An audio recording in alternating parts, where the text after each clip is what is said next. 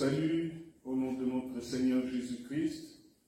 Nous allons commencer notre culte au nom du Père, du Fils et du Saint-Esprit. Bienvenue à tous et à tous ceux qui nous suivent par la voie des ondes.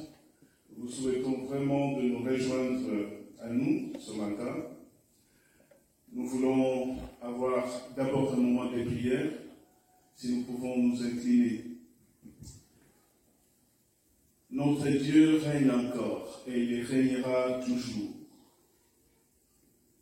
Merci, notre Dieu, pour l'occasion que tu nous donnes d'être encore dans ta maison, dans ta présence, de nous réunir autour de ta personne. Viens glorifier ton nom. Nous sommes là, Seigneur, pour te dire notre reconnaissance pour le souffle des vies, mais aussi pour te dire que nous sommes souvent faillibles et nous avons failli en acte, en pensée, dans nos attitudes. Et nous voulons te dire, Seigneur, nous avons aussi attristé ton esprit par tant de choses qui te plaisent de recevoir notre pardon. Merci pour ce culte de ce matin. Nous t'invitons, ô notre Dieu. Ce que ton Fils nous a dit, nous voulons le vivre encore ce matin. 2 ou 3 sont réunis en ton nom, tu es là. Seigneur, tu es avec nous ici, tu es avec nos bien-aimés, là où ils sont. Et nous voulons recevoir ta bénédiction. Nous voulons être instruits par toi. Viens glorifier ton nom et prendre la direction de ce culte et que tout soit tout simplement pour ta gloire et pour ton honneur. Nous ne cesserons de le dire. Que tout soit pour ta seule gloire. Viens fortifier chacun d'entre nous. Tu vois dans quel état chacun et chacune est dans ta présence ce matin. Mais nous voulons dire, toi qui entends le soupir inexprimable, toi qui entends le cri qui monte vers ton trône, veuille répondre à chacun et à chacune. Que toute la gloire remplisse aussi nos maisons, les lieux où nous sommes. C'est en ton nom Jésus-Christ que nous avons ainsi prié. Amen. Nous allons demander aux chantes de chanter quelques cantiques qu'ils ont préparés.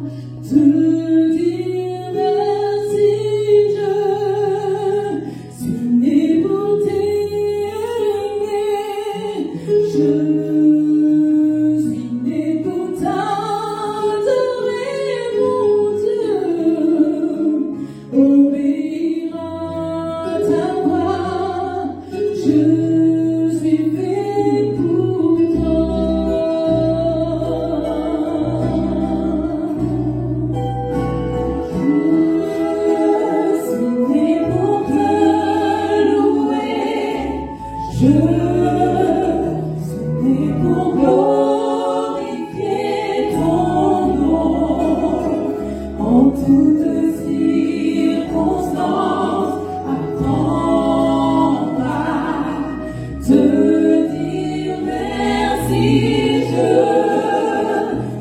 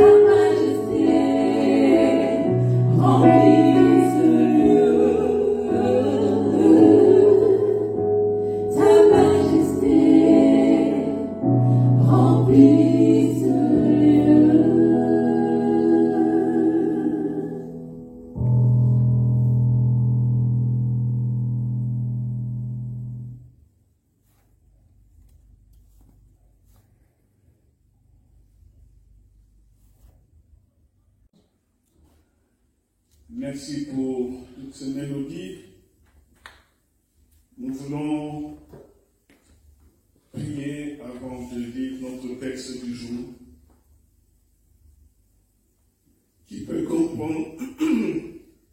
comprendre, ce texte de ce matin. Saint-Esprit, viens nous aider à comprendre ce texte. Dispose vraiment nos cœurs. Donne-nous toujours cette capacité de pouvoir mettre en pratique ta parole. Ce n'est pas chose facile. Et c'est pourquoi nous levons nos yeux vers ton trône pour réclamer ton aide. Viens fermer nos oreilles à tout ce qui ne te glorifie pas, à tout ce qui ne nous édifie pas. Dispose vraiment nos cœurs à ta parole. Gloire te soit rendue. Parle, Seigneur, et tes enfants écoutent. Amen. Ce matin, au menu, nous avons le chapitre 55 d'Ésaïe. Nous allons nous régaler ce matin parce que c'est un mets succulent de très grande qualité. Ésaïe 55.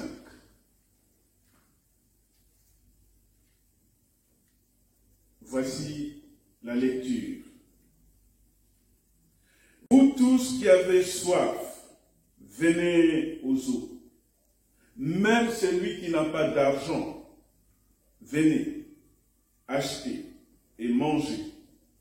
Venez, achetez du vin et du lait sans argent, sans rien payer.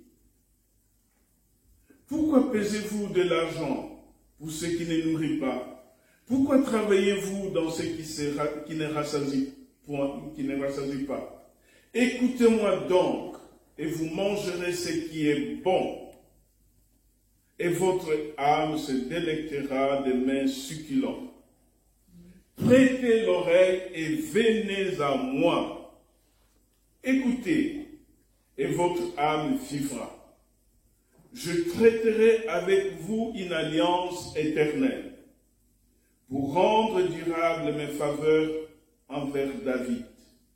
Voici, je l'ai établi comme témoin auprès de peuple, comme chef et dominateur de peuple. Voici, tu appelleras des nations que tu ne connais pas, et les nations qui ne te connaissent pas accourront vers toi, à cause de l'Éternel, ton Dieu, du Saint d'Israël qui te glorifie. Cherchez l'Éternel pendant qu'il se trouve. Invoquez-le tandis qu'il est prêt. Que le méchant abandonne sa voie et l'homme d'iniquité ses pensées. Qu'il retourne à l'Éternel qui aura pitié de lui. À notre Dieu qui ne se lasse pas de pardonner. Car mes pensées ne sont pas vos pensées, et vos voix ne sont pas mes voix, dit l'Éternel. Autant les cieux sont élevés au-dessus de la terre, autant mes voix sont élevées au-dessus de vos voix, et mes pensées au-dessus de vos pensées. Comme la pluie et la neige descendent des cieux, et n'y retournent pas, sans avoir arrosé, fécondé la terre et fait germer les plantes, sans avoir donné de la semence au semeur et du pain à celui qui mange.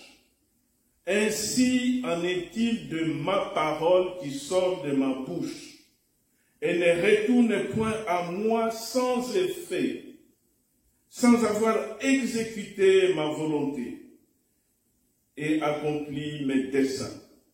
Oui, vous sortirez avec joie et vous serez conduits en paix. Les montagnes et les collines éclateront d'allégresse devant vous, et tous les arbres de la campagne battront plutôt les mains. Au lieu de l'épine s'élèvera le cyprès, Au lieu de la ronce croîtra le myrte, et ce sera pour l'Éternel une gloire, un monument perpétuel, impérissable. Amen. Difficile de trouver un thème sur ce chapitre parce qu'il y a beaucoup de bonnes choses. Mais retenons au moins ce thème. Cherchez l'Éternel pendant qu'il se trouve. Cherchez l'Éternel pendant qu'il se trouve. Ésaïe l'avait découvert. Nous ne savons pas comment, le texte ne nous donne pas tous les détails. Mais nous savons que c'était un homme très influent dans son pays. C'était un érudit, un savant, versé dans les Écritures. Et il s'intéressait aussi énormément à la politique.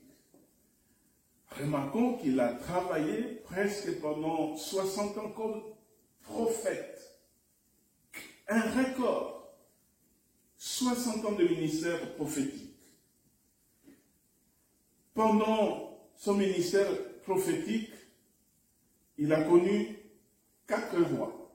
Le roi Osias, le roi Jotham, le roi Akaz et le roi Ézéchias. Ésaïe se souciait beaucoup de la fidélité de Dieu. Il voulait que le peuple soit sincère, soit fidèle à ce Dieu-là.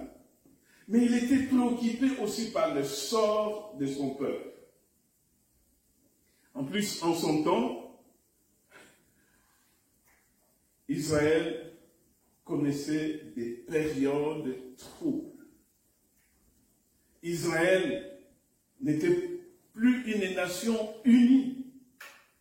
Israël était divisé en deux royaumes. Pendant des années, il y avait le royaume du nord et le royaume de Juda au sud. Il y avait toujours des troubles entre les deux royaumes. Et lorsque ils étaient confrontés à des ennemis et lorsqu'ils étaient vaincus, on leur imposait des impôts ruineux. Donc, ils travaillaient pratiquement pour leur bourreau. Lorsqu'ils tentaient de se révolter, ceux du nord et ceux du sud, alors ils allaient faire la coalition, par exemple avec la Syrie ou l'Égypte. Ah, c'est ce que Dieu déteste. Dieu déteste d'être abandonné. Au lieu que le peuple qui les connaissait bien, qui a vécu des choses, qu'on signait, qu'on rappelait à chaque moment. Par exemple, la Pâque qui était perpétuelle. Le peuple savait, connaissait ses dieux. Et il transmettait l'information à toutes les générations. Mais voilà qu'ils sont confrontés à la dure réalité. Lui qui a combattu pour eux, non, ils ont oublié. Ils allaient faire alliance avec la Syrie ou l'Égypte. Mais l'Éternel ne pouvait que les abandonner. Aujourd'hui encore, beaucoup abandonnent l'Éternel pour aller divaguer, pour aller chercher des forces, pour aller chercher je ne sais quoi. La divagation spirituelle, ça existe. Dieu veut qu'on soit fidèle à lui. Et c'est pourquoi Ésaïe était préoccupé par la fidélité envers Dieu. Préoccupé aussi par ce que son peuple subissait. Sur le plan religieux, c'était pire. l'Éternel n'était plus qu'un Dieu comme les autres. Donc c'est un petit Dieu. Le peuple s'est tourné vers les divinités des nations qui les environnent. À partir de ce moment-là, Dieu aussi leur tournait le dos. Et c'était difficile pour le peuple. Oui, il est arrivé un moment où Dieu devait agir pour reprendre le contrôle de son peuple, parce qu'il y avait une alliance qu'il avait conclue avec Abraham, avec les David aussi. Cette alliance ne devait pas tomber à l'eau. Alors, il va se choisir un homme au milieu de son peuple, un porte-parole, pour dénoncer la corruption morale et religieuse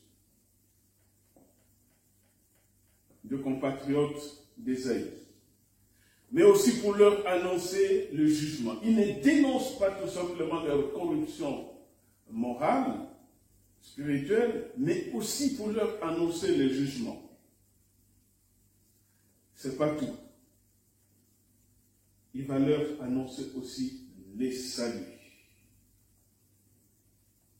Les saluts pour ceux qui restent fidèles à lui.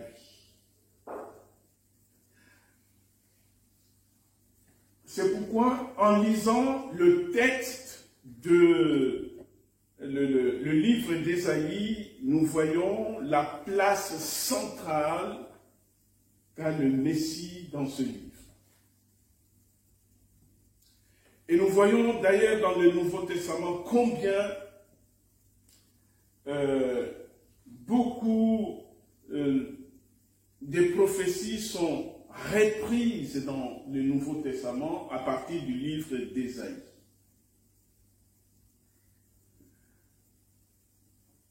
Du chapitre 40 au chapitre 55, ce chapitre nous parle de fin de l'exil à Babylone. Nous pouvons comprendre alors la portée de ce chapitre 55. Je le trouve vraiment intéressant. Au verset 6, qu'est-ce qu'il dit? Cherchez l'Éternel pendant qu'il se trouve. Invoquez-le tandis qu'il est prêt. Cherchez. Et nous pouvons dire quelle carrière d'abord prophétique. Quelle carrière. Plus de 50 ans. L'Éternel lance un appel de chercher l'Éternel. Mais auparavant, au début de ce chapitre, nous pouvons voir aussi, vous tous qui avez soif, venez aux eaux, même celui qui n'a pas d'argent. C'est pour dire, pour ne pas limiter, l'accès est gratuit. C'est une grâce. Et la seule exigence, c'est gratuit, mais la seule exigence, c'est la repentance. Voilà ce qu'il va dire au verset 3. Et prêtez l'oreille et venez à moi, écoutez et votre âme vivra, je traiterai avec vous une alliance éternelle pour rendre durable mes faveurs envers David. L'Éternel veut continuer à prolonger cette alliance qu'il avait conclue avec David. Une alliance de paix. Et c'est vrai, il fallait que le peuple revienne à lui. On revient encore sur le premier verset. Vous tous qui avez soif, venez aux eaux. L'eau vive est souvent l'image du salut complet. Nous savons, avec les sécheresses, quand l'eau manque, on nous rationne, on nous interdit de prendre soin de nos pelouses. L'eau devient chère, les factures montent. Mais dans ce texte, on nous parle aussi, venez acheter du vin et du lait sans argent, sans rien payer. Mais qu'est-ce que cela veut dire? On parlait aussi du vin, oui, symbole tout simplement d'abondance et de joie. Et au verset 2, l'eau vive est souvent l'image du salut complet.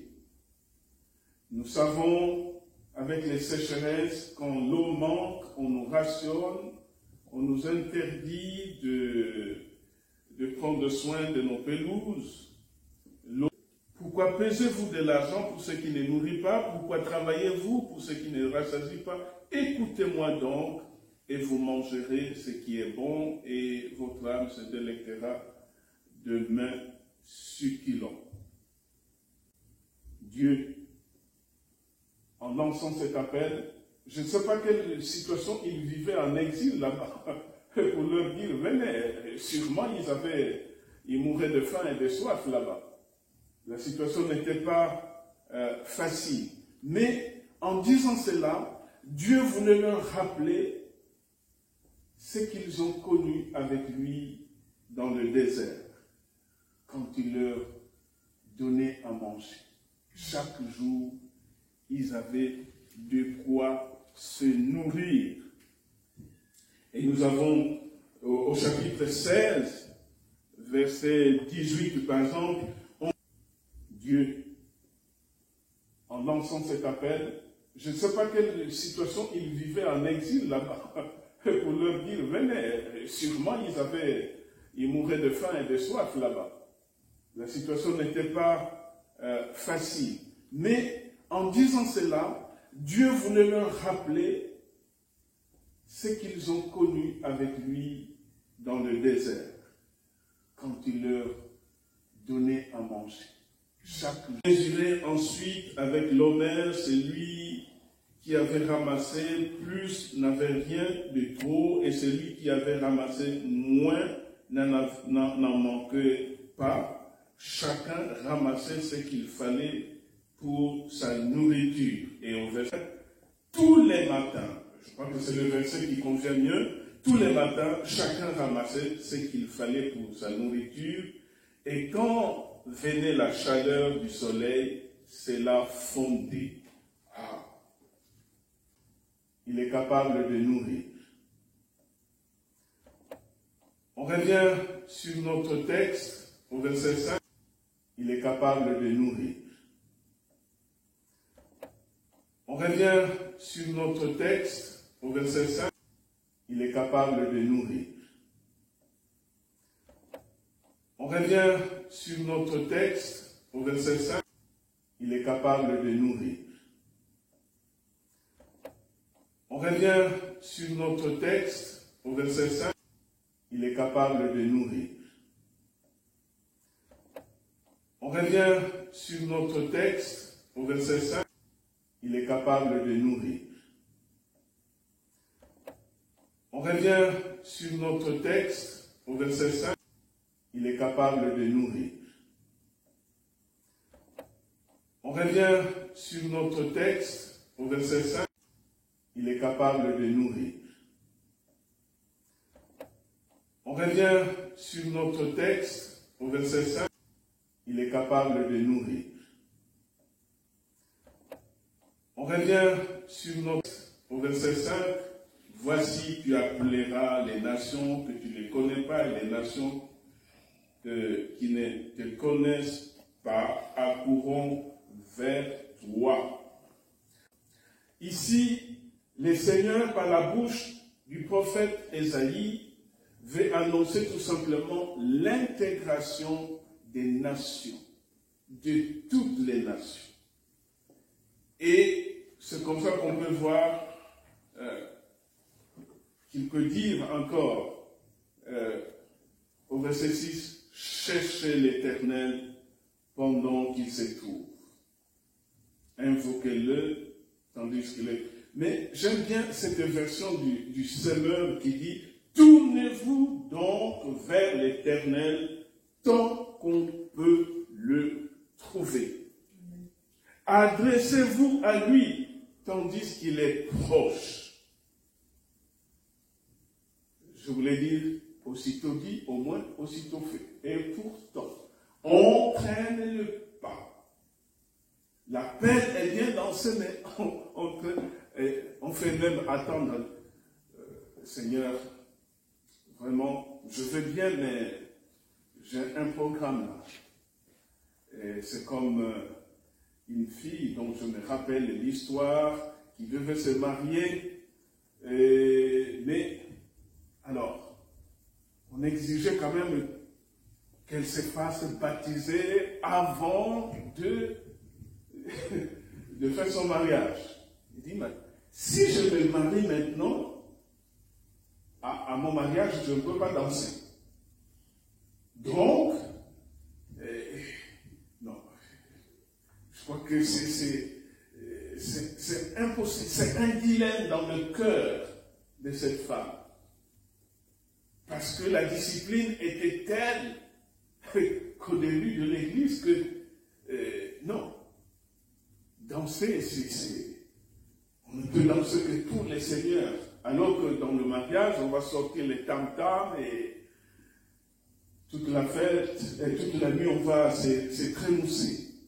C'est vrai, il y a beaucoup qui repoussent l'engagement de suivre les seigneurs parce qu'on veut satisfaire certains besoins charnels. Aujourd'hui encore, Dieu appelle toute personne de venir à lui. Car il arrivera un moment où ça sera trop tard. Imaginons la porte du banquet est déjà fermée et que vous venez frapper, on ne peut plus ouvrir. Ah, l'invitation a été lancée au monde par Jésus-Christ. Je m'en vais et je reviendrai vous préparer, je m'en vais vous préparer une place et je reviendrai.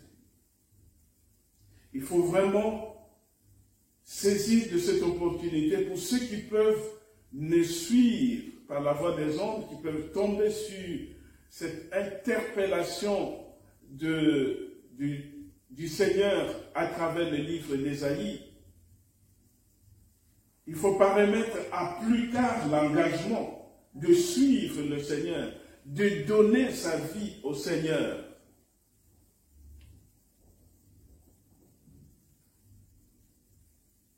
Il faut vraiment le faire au bon moment. Et le moment est favorable. Nous sommes en pleine période de grâce. Cherchons-le. Demeurons avec lui. Et l'Ecclésiaste va nous rafraîchir un peu la mémoire. Ici, c'est une catégorie de personnes qui est visée dans ce texte. Ecclésiaste 12, les 7 premiers versets. Laissez-moi vous lire ce texte. Jeune homme, réjouis-toi dans ta jeunesse. Livre ton cœur à la joie pendant les jours de ta jeunesse. Marche dans les voies de ton cœur et selon les regards de tes yeux. Mais sache que pour tout cela, Dieu t'appellera en jugement. Bannis de ton cœur le chagrin et éloigne le mal de ton corps, car la jeunesse et l'aurore sont vanité. Mais souviens-toi de ton Créateur pendant le jour de ta jeunesse, avant que le jour mauvais arrive et que les années s'approchent, où tu diras, je n'y prends point de plaisir avant que s'obscurcisse, le soleil et la lumière, la lune et les étoiles, et que les nuages reviennent après la pluie. Temps où les gardiens de la maison tremblent, où les hommes forts se courbent, où celles qui moulent s'arrêtent parce qu'elles sont diminuées, où ceux qui regardent par les fenêtres sont obscurcis, où le deux battants de la porte se ferment sur la rue quand s'abaisse le bruit de la meule, où l'on s'élève au chant de l'oiseau, où s'affaiblissent toutes les filles du champ, où l'on redoute ce qui est élevé, où l'on a des terreurs en chemin, où l'amandier fleurit, où la sauterelle devient pesante, où la capre n'a plus d'effet, car l'homme s'en va vers sa demeure éternelle et plusieurs parcourent les rues. Ces textes incitent tout simplement à réfléchir. Les jeunes sont appelés à réfléchir, à se rappeler, ils doivent se rappeler de leur Créateur pendant qu'ils sont encore jeunes, parce que au bout du chemin, il y a la vieillesse et la mort qui les attendent. J'aime bien ce texte aussi parce qu'il est bien dit avant que le jour arrive. Souviens-toi. Avant que le soleil et la lumière, la lune et les étoiles ne perdent leur éclat. Souviens-toi. Et dans Ésaïe, notre texte du jour, il est dit, venez, venez à moi. Venez. Cherchez l'Éternel pendant qu'il se trouve. Il ne suffit pas d'écouter, mais il suffit d'obéir. Le prophète Ésaïe est un exemple bien-aimé pour nous. Un exemple. Il était de la même nature que nous, sauf qu'il a gardé la communion avec son Dieu. Il était attaché à son Dieu pour une cause juste. C'est pour sauver son âme. Attaché.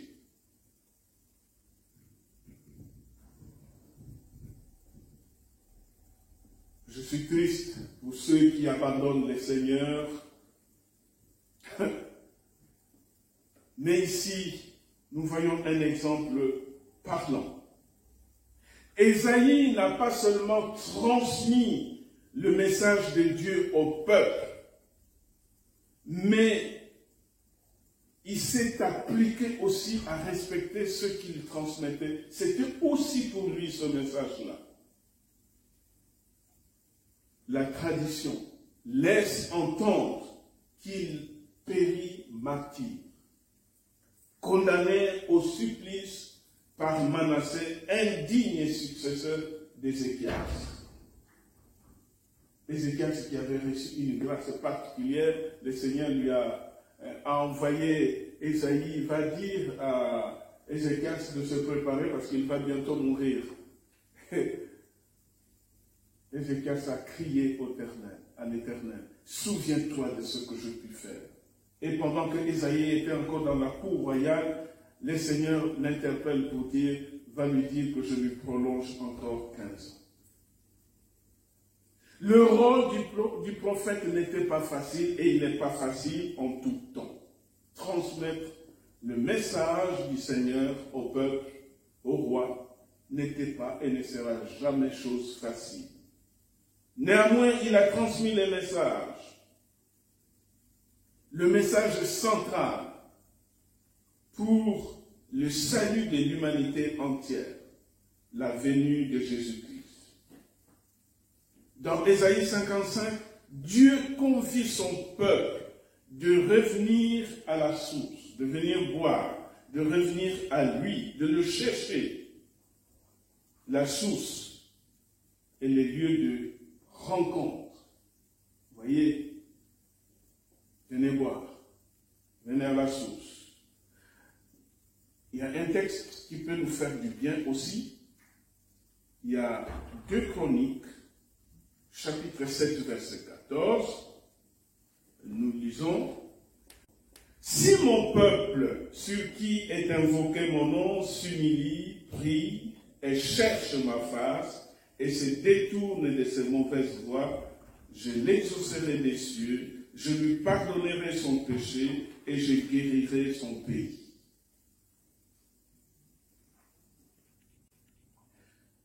Le chapitre qui nous concerne ce matin est une mine d'or.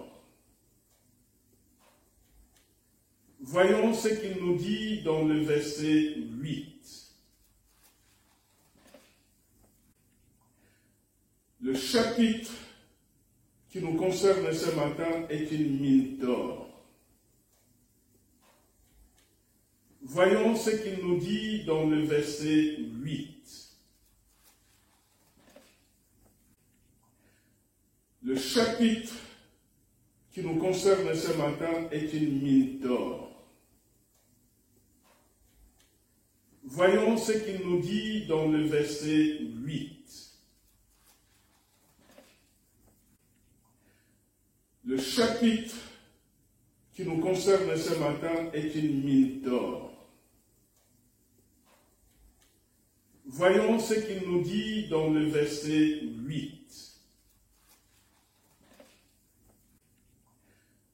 Le chapitre qui nous concerne ce matin est une mine d'or. Car mes pensées ne sont pas vos pensées et vos voix ne sont pas mes voix, dit l'Éternel. Nos pensées sont souvent à l'opposé de celles de Dieu. Et l'homme se trompe souvent dans ses pensées. Quand il se trompe, il y a des conséquences. Des conséquences dans sa relation avec le Créateur. Les pensées de l'homme sont souvent tournées vers le mal. Et nos pensées nous éloignent toujours de Dieu. Et les peuples s'est éloigné de Dieu. Ils prenaient Dieu comme les autres divinités des nations qui les environnaient. Rafraîchissons la mémoire. Dans Romains chapitre 1, verset 21. Nos pensées sont souvent à l'opposé de celles de Dieu. Et l'homme se trompe souvent dans ses pensées. Quand il se trompe, il y a des conséquences. Des conséquences dans sa relation avec le Créateur. Les pensées de l'homme sont souvent tournées vers le mal. 21, nous pouvons lire: puisqu'ayant connu Dieu, ils ne l'ont point glorifié comme Dieu, et ne l'ont point rendu, ne lui ont point rendu grâce, mais ils se sont égarés dans leurs pensées, et leur cœur sans intelligence a été plongé dans les ténèbres. Or, ils peuvent nous conduire à nous plonger complètement dans les ténèbres. Les pensées de l'homme. Je vais ajouter juste un autre texte qui est intéressant aussi. Il y en a beaucoup, mais je prends juste Éphésiens 4, 17. Ils peuvent nous conduire à nous plonger complètement dans les ténèbres. Les pensées de l'homme. Je vais ajouter juste un autre texte qui est intéressant aussi. Il y en a beaucoup, mais Je prends juste Ephésiens 4, 17, qui peuvent nous conduire à nous plonger complètement dans les ténèbres. Les pensées de l'homme. Je vais ajouter juste un autre texte qui est intéressant aussi. Il y en a beaucoup, mais je prends juste Ephésiens 4, 17, qui peuvent nous conduire à nous plonger complètement dans les ténèbres. Voici donc ce que je dis et ce que je déclare dans les Seigneurs. Ça c'est Paul. Ce que vous ne devez plus marcher comme les païens qui marchent selon la vanité de leurs pensées. Vous voyez que l'Éternel avait déjà parlé à Ésaïe. Vos pensées ne sont pas les miennes.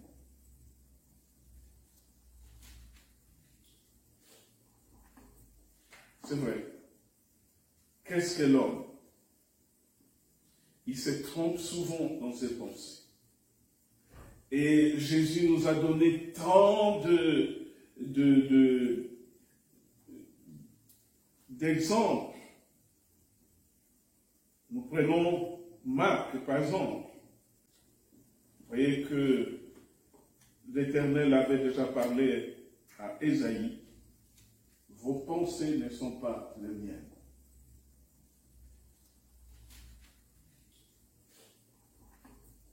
C'est vrai. Qu'est-ce que l'homme? Il se trompe souvent dans ses pensées. Et Jésus nous a donné tant d'exemples. Nous prenons Marc, par exemple. Jésus, ayant aussitôt connu par son esprit ce qu'il pensait au-dedans d'eux, leur dit, « Pourquoi avez-vous de telles pensées dans vos cœurs ?»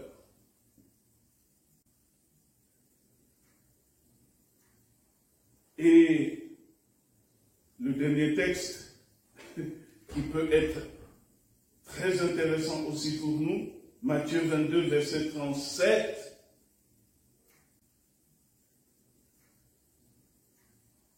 et le dernier texte, qui peut être très intéressant aussi pour nous, Matthieu 22, verset 37,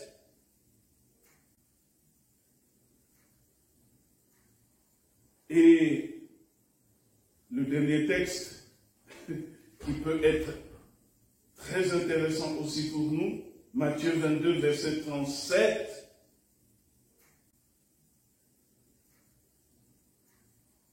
et le dernier texte, qui peut être très intéressant aussi pour nous, Matthieu 22, verset 37,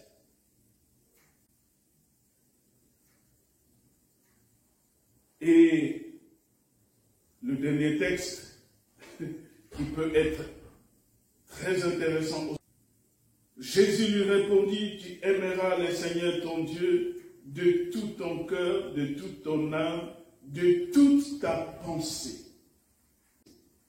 Vous voyez, nos pensées doivent être soumises à l'Éternel. Tu aimeras ton Dieu. Dieu se laisse trouver. La seule chose à éviter, c'est d'arriver trop tard et qu'on ne trouve pas la porte définitivement fermée comme à l'époque de Noé. Ah, nous avons quand même des exemples à l'époque de Noé. Il se moque de lui. Heureux serons-nous de nous trouver dans le palais où le Seigneur donnera un dîner à ceux qui sortiront vainqueurs. Que personne n'arrive en retard et que la porte soit fermée. Il n'y a pas de honte de venir à lui. Il n'y a pas non plus de honte de revenir à l'Éternel. Pour ceux qui n'ont pas encore donné leur vie au Seigneur, je vais dire, il n'y a pas de honte de venir à lui. Mais pour ceux qui se sont éloignés aussi, nous pouvons dire, et pour ceux qui doutent, ceux qui sont en train de glisser, nous pouvons dire, il n'y a pas aussi de honte de revenir à l'Éternel. Et c'est ce qu'il a fait avec le peuple d'Israël à l'époque d'Ésaïe. Dans beaucoup de vies, Dieu n'a aucune place. Dans beaucoup de maisons, non plus, Dieu n'a aucune place. Cette parole est certaine. Le dernier texte, Marc chapitre 8 et verset 38. Écoutons, bien-aimés.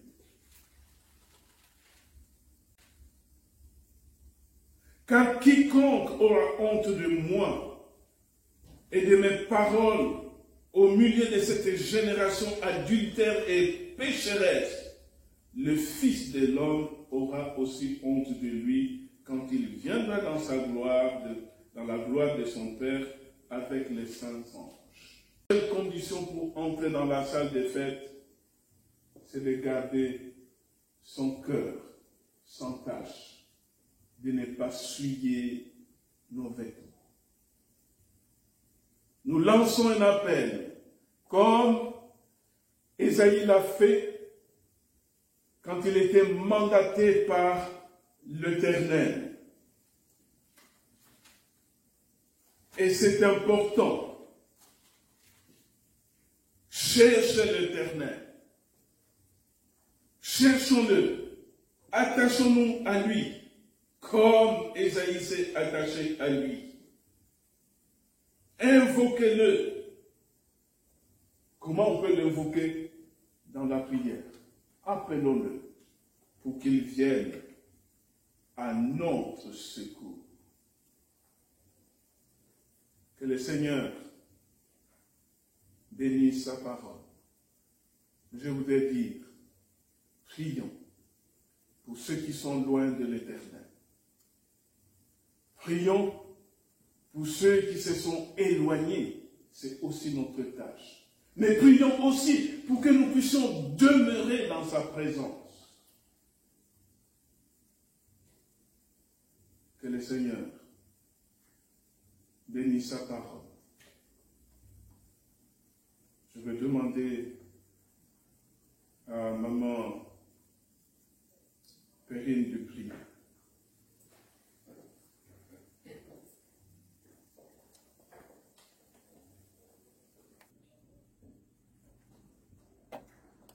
Merci Seigneur pour ta parole. Seigneur, nous voulons te remercier pour le pasteur de cette église, pour le message qu'il a apporté ce matin. Seigneur, que tu puisses bénir toutes les personnes ce matin qui regarderont cette vidéo. Seigneur, il n'y a jamais de hasard avec toi.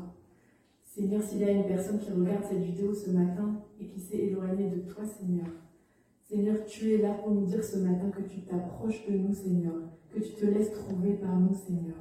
Alors nous voulons te chercher, Seigneur, nous voulons chercher ta face. Seigneur, agis dans nos vies, agis dans la vie de chaque personne de ton assemblée, de chaque personne qui regarde ce culte ce matin, Seigneur. Agis pour le monde, Seigneur. Seigneur, tu vois l'état de pauvreté en ce moment de beaucoup de personnes, Seigneur. Tu vois le manque de travail. Mais Seigneur, merci parce que ce matin, tu nous rappelles que, Seigneur, c'est toi qui donnes la joie et l'abondance dans les cœurs.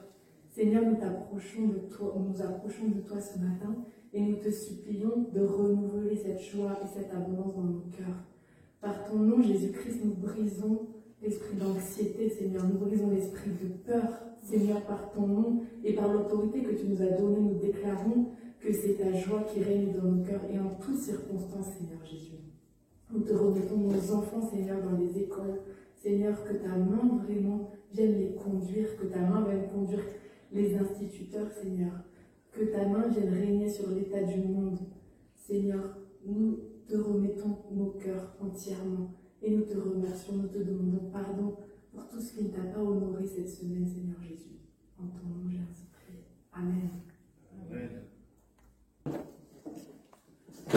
Le centre, c'est à vous maintenant. Akumana Yesu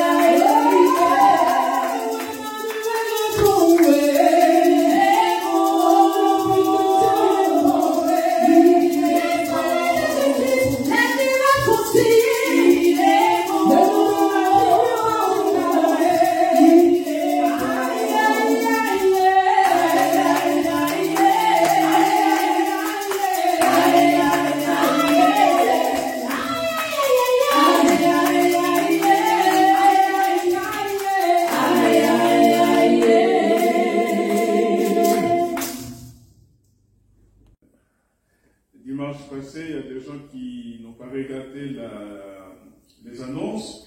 En fait, les annonces maintenant seront affichées. À la fin du culte, vous allez voir la partie qui suivra, on fera passer les annonces, et c'est très intéressant. Nous saluons d'ailleurs notre technicien qui a abattu un travail assez intéressant. J'étais, oh là là, aux anges. Ça m'a surpris, cette façon de faire. On s'améliore jour après jour. Alors, nous allons demander aux chantes de chanter le dernier cantique.